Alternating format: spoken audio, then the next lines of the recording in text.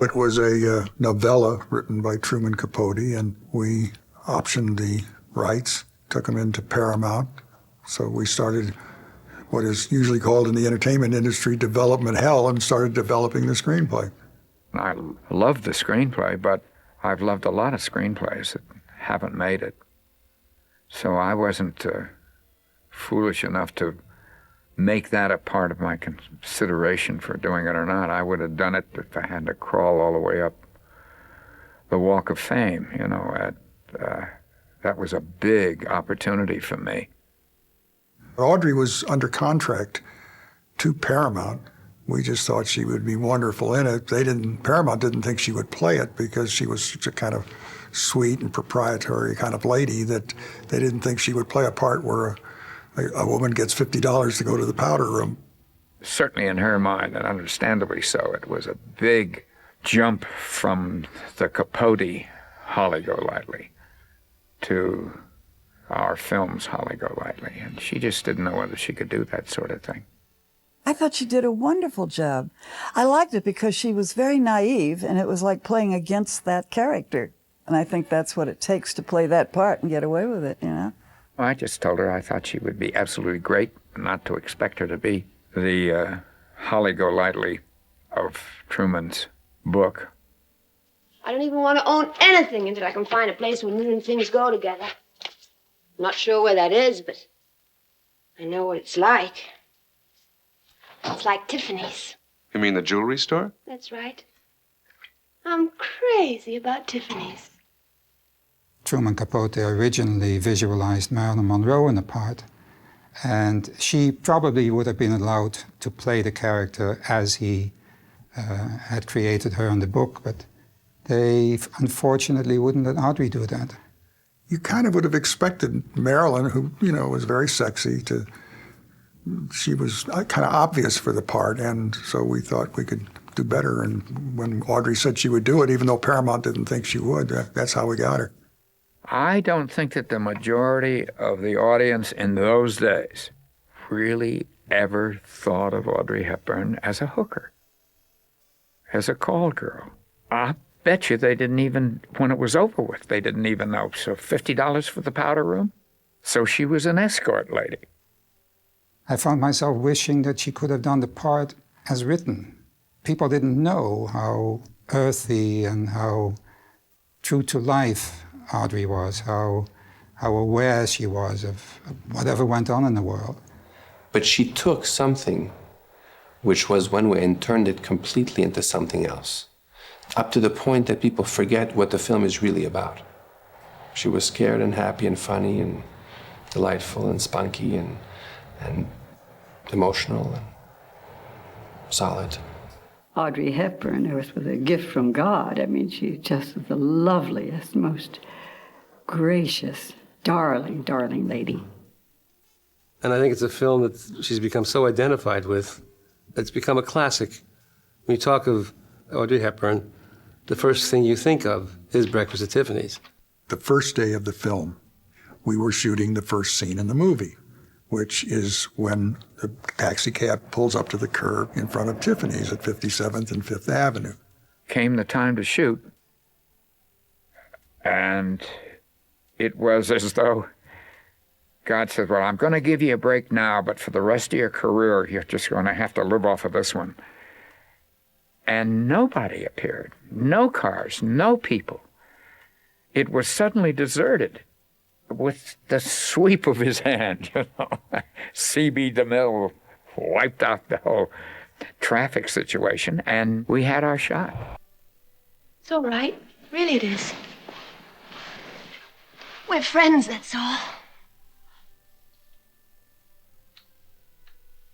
We are friends, aren't we? George had a great physical presence.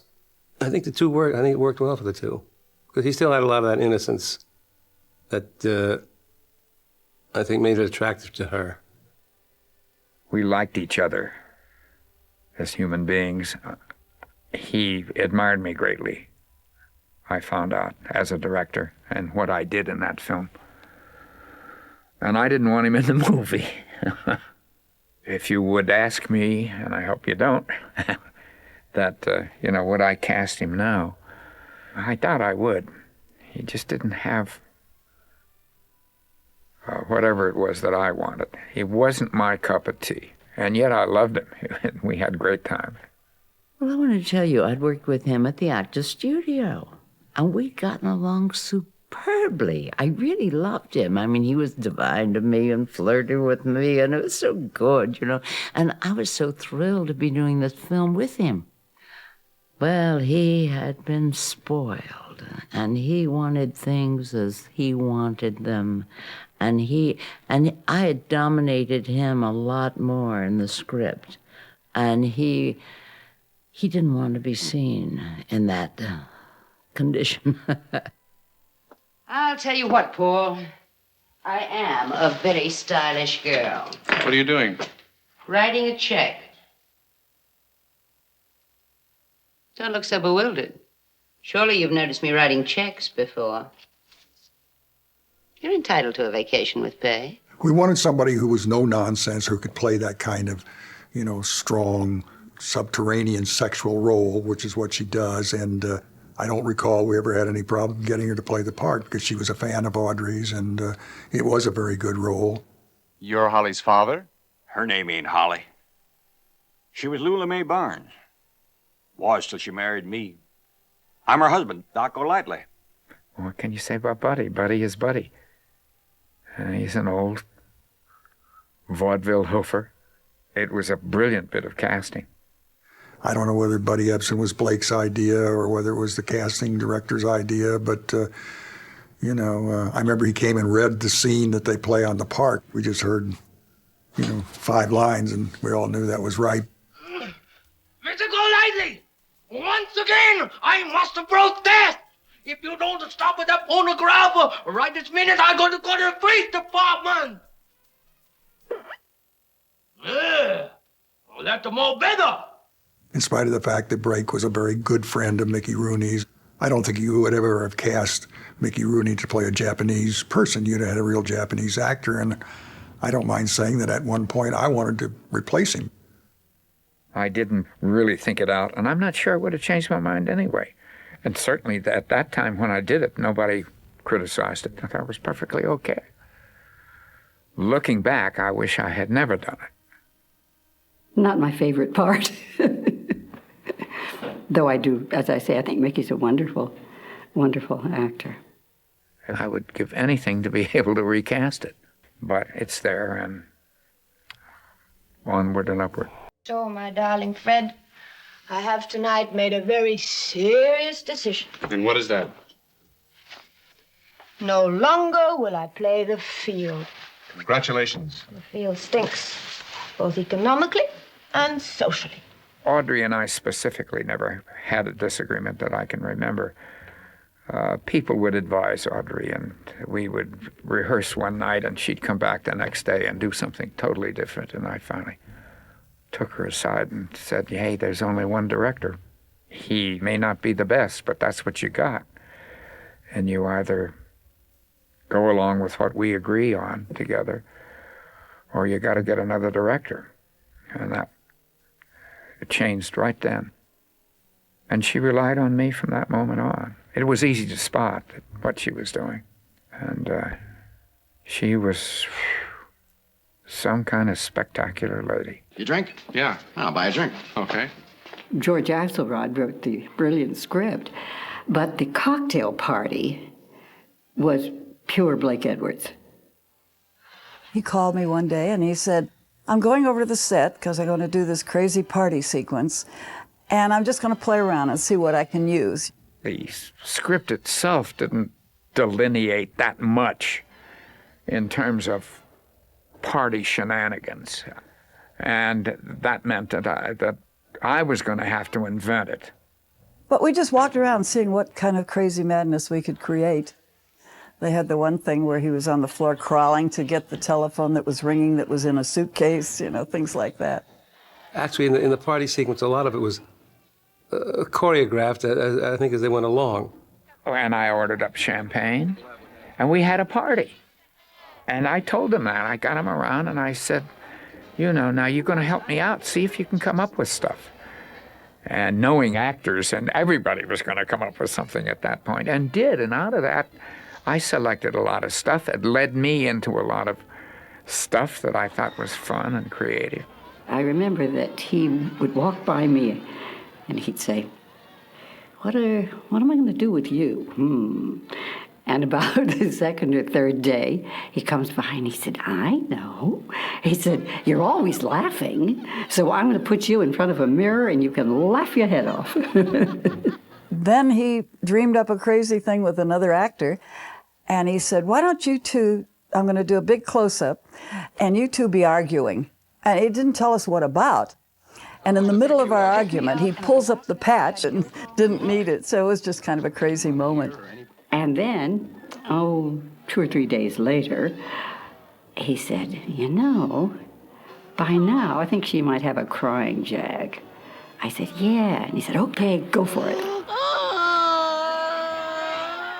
And we really just had a party. Had it been otherwise, I think it would have taken 2 weeks. And it didn't take anything like that. Well, I was really quite amazed that she was able to pull that off. I didn't know she sang. Nobody knew. When I saw the film for the first time with an audience, we were in preview, and the head of the company then said, well, I'll tell you one thing, we can get rid of that song. Fortunately, Audrey stood and said, over my dead body. One of my favorite scenes is the last scene, with the cat. Whew, boy, did that cat smell. Get that cat wet. And that's not easy when you've got the lights pouring down on you and you can hardly breathe anyway. And then you bring the cat in and she's got it in the rain and right up her nose. It was awful. What makes it still an important movie is, I think, it's the romanticism of the film and the relationship, and when Audrey is the most vulnerable, and when George Peppard talks to her, when she's going to run away, that last scene in the taxi, and then when she goes and finds the cat, and they're all hugging in the rain. I'm an old romantic, I guess, but that's my favorite part of the picture. It just gets into your soul, gets into your heart, may even get into your tears. I don't think there would be anyone that could ever follow Audrey Hepburn in any role because, she was unique. She always had a spark of humor and able to deliver that kind of kooky little attitude. But it's a movie everybody can identify with. I think a lot of people have that kookiness, whether they let it show or not, I think a lot of people wanted to be Audrey Hepburn in Breakfast at Tiffany's. Because she had a way of showing us who she really was. She really made you look into her soul. And you see it whether she played a princess or a nun or a flower girl or a Holly Golightly. She just had a grace and a beauty and a charm that I can't think of anyone else like her. And yet with it, there was a sweetness and a vulnerability. She was just delightful. What was she really like? And the lovely answer is that she really was like what you saw on the screen. She really was that way. I think that movie was made like a classic.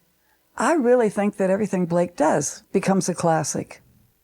I got real lucky. I like to think that I added a lot to those things, like the party. That certainly wasn't written the way I shot it. And so we complemented each other, everyone kind of. I think at the end of the day, the picture is famous not so much because of what Audrey was as a human being, but because she represented something that I think women care about. It's kind of movies like they don't make anymore. I think that's part of its magic for today as well. And we should make more films like that. Don't you just love it? Love what? Tiffany's. Tiffany's came into existence in 1837 with a young man from Connecticut, Charles Lewis Tiffany, whose family was in the dry goods and cotton business in Connecticut. And the first day's receipts in September of that year, when they opened at the end of September, were a wonderful $4.95. Their first store was down at 259 Broadway. They have moved 6 times. As Society moved uptown. Tiffany moved uptown. And they relocated at the corner of 5th Avenue and 57th Street in 1940. Isn't it wonderful? Do you see what I mean? How nothing bad could ever happen to you in a place like this? It isn't that I give a hoot about jewelry, except diamonds, of course. Charles Lewis Tiffany knew that the diamonds were very much a symbol of his company, and so when this great canary yellow diamond was discovered in South Africa in 1877, he bought it, and it was sent to Paris to be cut. And then it was cut to 128.54 carats with 90 facets to maximize its brilliance. It's a canary-colored diamond, and at the time it was the largest canary diamond in existence. It measures 1 inch by 1 inch, and it has wonderful brilliance. There are only 2 people who have ever worn the Tiffany diamond, and of course Audrey Hepburn was one of those 2 people at the time of the filming of Breakfast at Tiffany, and they're very charming photographs of her looking very happy to be wearing, the most famous American diamond. No, I'm going to buy you a present. You bought me one, a typewriter ribbon, and it brought me luck. All right, but Tiffany's can be pretty expensive. I've got my check and $10. Oh, I wouldn't let you cash a check. But a present for $10 or under, that I'll accept. Of course, I don't exactly know what we're going to find at Tiffany's for $10.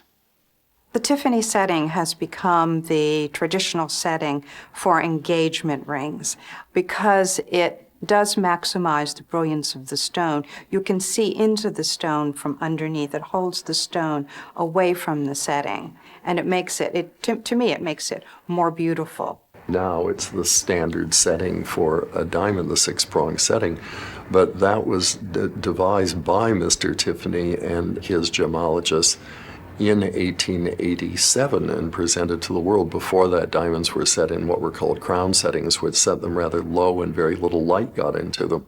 The facets, so to speak, of Tiffany's talents and adventures in the world are very many, and of course Tiffany has been very associated with the presidents of the United States and the government in Washington. Abraham Lincoln was one of our clients. President Grant was one of our clients, and right up to John F. Kennedy. In the late 19th century, the U.S. government realized that they wanted to update the Great Seal of the United States.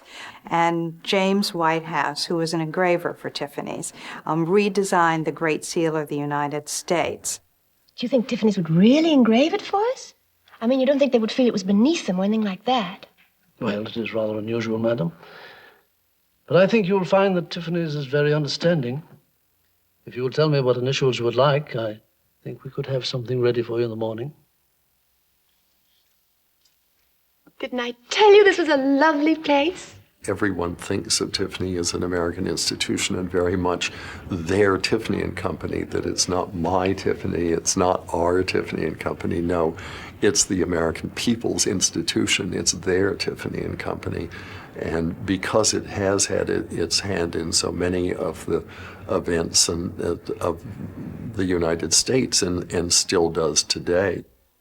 Since Tiffany was one of the largest silver makers in this country, a lot of the sports enthusiasts, those who sponsored races, etc., came to Tiffany's, such as in the 1850s, early 1860s. Today, we make the Super Bowl trophy, the Vince Lombardi Super Bowl trophy since 1967, and the NBA trophy, and NASCAR, and of course the World Series. Let's not forget that, the World Series trophy. Someone said one day, what's Tiffany about, when our wonderful publicist, the great fashion impresario Eleanor Lambert, was standing next to me.